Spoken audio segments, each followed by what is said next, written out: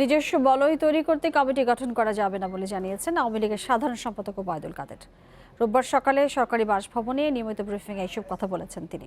ওবায়দুল কাদের বলেছেন, জেলা সম্মেলনের আগে উপজেলা, ইউনিয়ন এবং ওয়ার্ড পর্যায়ে কাউন্সিলের মাধ্যমে কমিটি গঠন করতে হবে। নেতাকর্মীদের কঠোরভাবে স্বাস্থ্যবিধি মেনে কাউন্সিল করার নির্দেশ দিয়েছেন তিনি।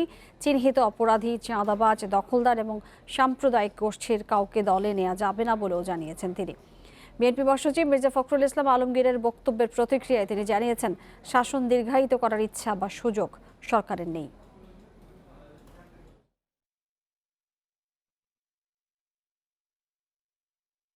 কাউন্সিল আয়োজনে কঠোরভাবে স্বাস্থ্যবিধি মেনে চলতে হবে।